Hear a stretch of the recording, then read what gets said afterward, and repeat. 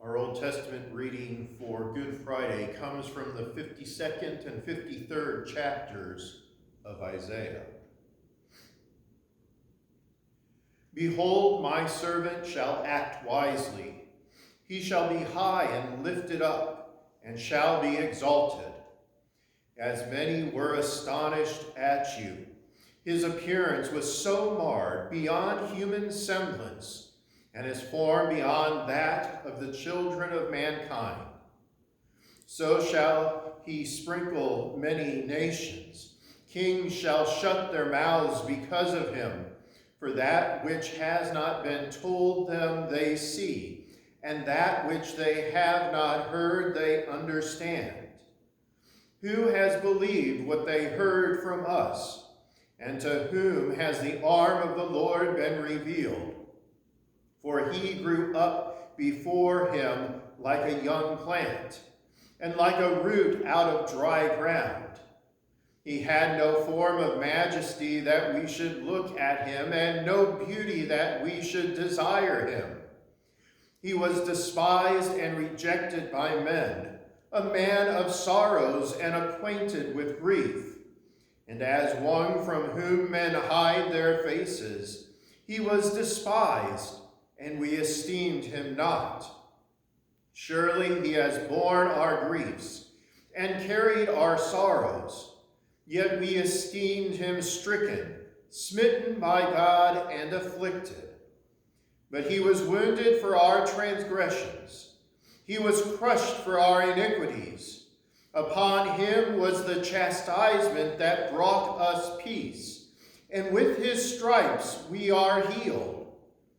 All we like sheep have gone astray. We have turned every one to his own way. And the Lord has laid on him the iniquity of us all.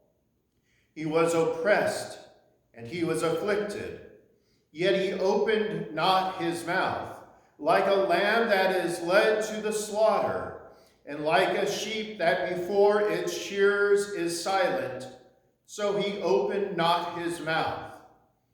By oppression and judgment he was taken away. And as for his generation, who considered that he was cut off out of the land of the living, stricken for the transgression of my people. And they made his grave with the wicked, and with a rich man in his death, although he had done no violence, and there was no deceit in his mouth. Yet it was the will of God to crush him. He has put him to grief. When his soul makes an offering for sin, he shall see his offspring. He shall prolong his days. The will of the Lord shall prosper in his hand. Out of the anguish of his soul he shall see and be satisfied. By his knowledge shall the righteous one, my servant, make many to be accounted righteous, and he shall bear their iniquities. Therefore I will divide him a portion with the many, and he shall divide the spoil with the strong, because he poured out his soul to death, and was numbered with the transgressors. Yet he bore the sin of many, and makes intercession for the transgressors. O Lord, have mercy on us. Our epistle lesson comes from the 4th and 5th chapters of Hebrews. Since then we have a great high priest who has passed through the heavens, Jesus, the Son of God. Let us hold fast our confession. For we do not have a high priest who is unable to sympathize with our weaknesses, but one who in every respect has been tempted as we are, yet without sin. Let us then with confidence draw near to the throne of grace, that we may receive mercy and find grace to help in time of need. In the days of his flesh, Jesus offered up prayers and supplications with loud cries and tears, to him who was able to save him from death. And he was heard because of his reverence. Although he was a son, he learned obedience through what he suffered.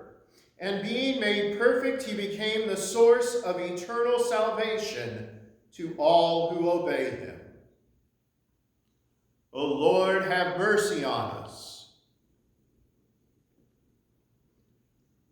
Our gospel lesson comes from the 18th and 19th chapters of St. John's Gospel. When Jesus had spoken these words, he went out with his disciples across the Kidron Valley, where there was a garden which he and his disciples entered. Now Judas, who betrayed him, also knew the place, for Jesus often met there with his disciples. So Judas, having procured a band of soldiers and some officers from the chief priests and the Pharisees, went there with lanterns and torches and weapons. Then Jesus, knowing all that would happen to him, came forward and said to them, "Whom do you seek?" They answered him, "Jesus of Nazareth." Jesus said to them, "I am he." Judas, who betrayed him, was standing with them. When Jesus said to them, "I am he," they drew back and fell to the ground.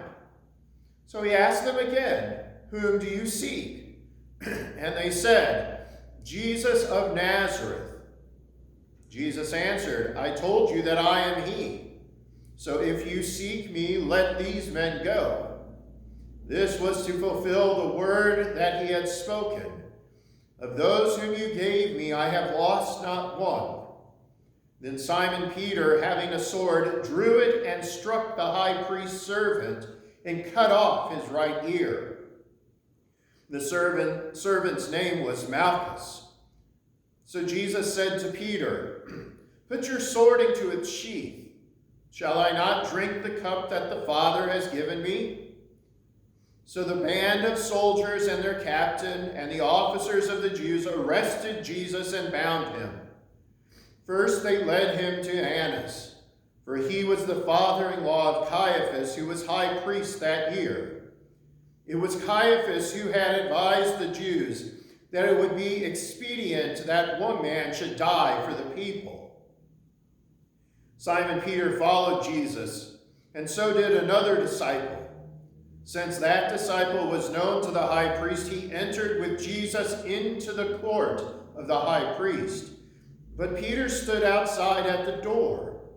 So the other disciple who was known to the high priest went out and spoke to the servant girl who kept watch at the door, and brought Peter in. The servant girl at the door said to Peter, "You also are not one of this man's disciples, are you?" He said, "I am not."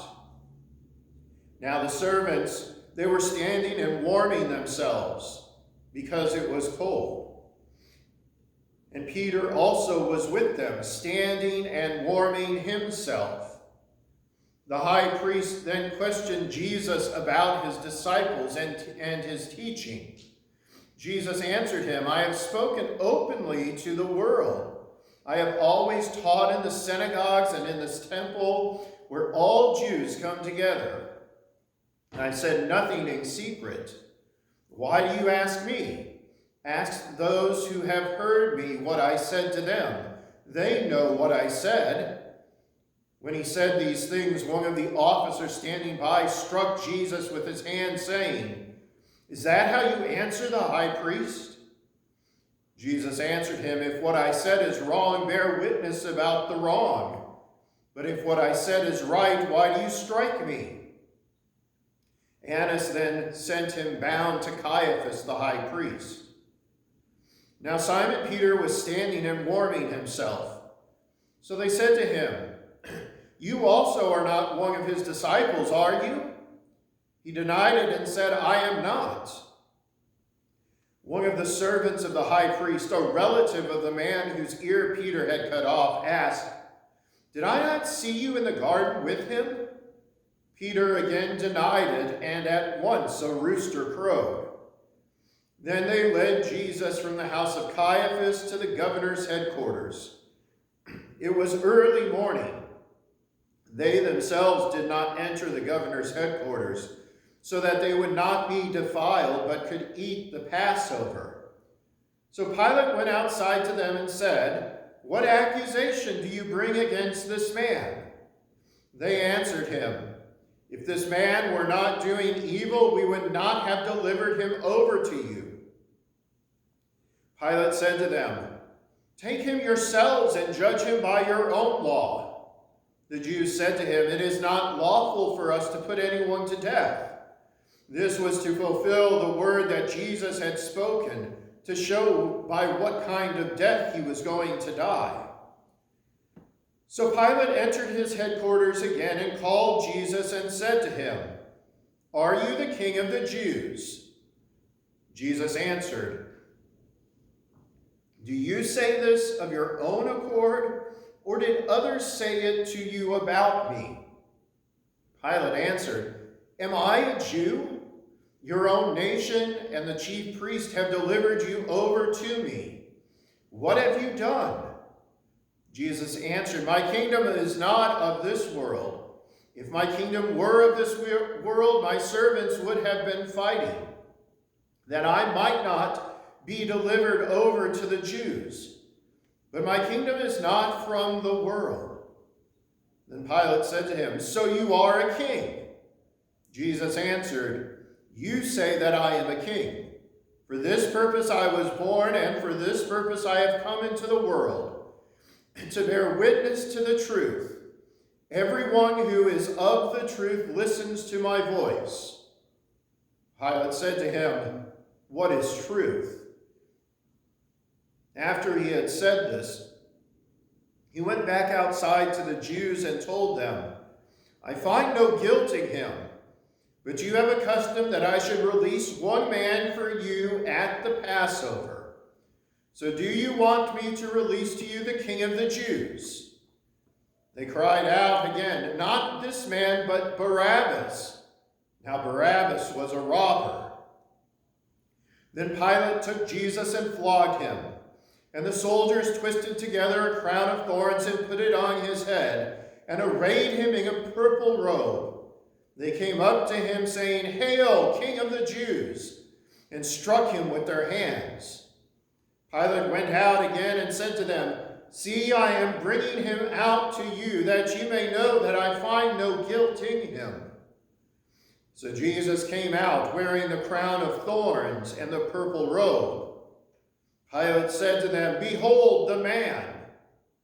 When the chief priest and the officers saw him, they cried out, "Crucify him! Crucify him!" Pilate said to them, "Take him yourselves and crucify him, for I find no guilt in him." The Jews answered him, "We have a law, and according to that law he ought to die, because he made himself the Son of God."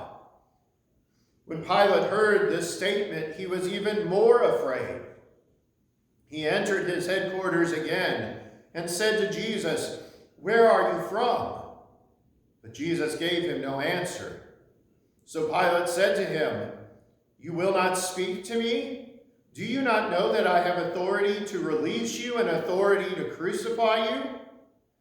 Jesus answered him, "You would have no authority over me at all unless it had been given you from above. Therefore, he who delivered me over to you has the greater sin." From then on, Pilate sought to release him. But the Jews cried out, "If you release this man, you are not Caesar's friend. Everyone who makes himself a king opposes Caesar."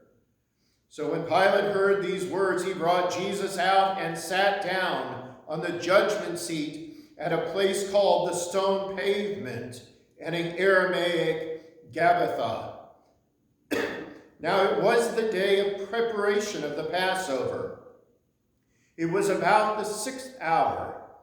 He said to the Jews, "Behold your king." They cried out, "Away with him! Away with him! Crucify him!" Pilate said to them, "Shall I crucify your king?"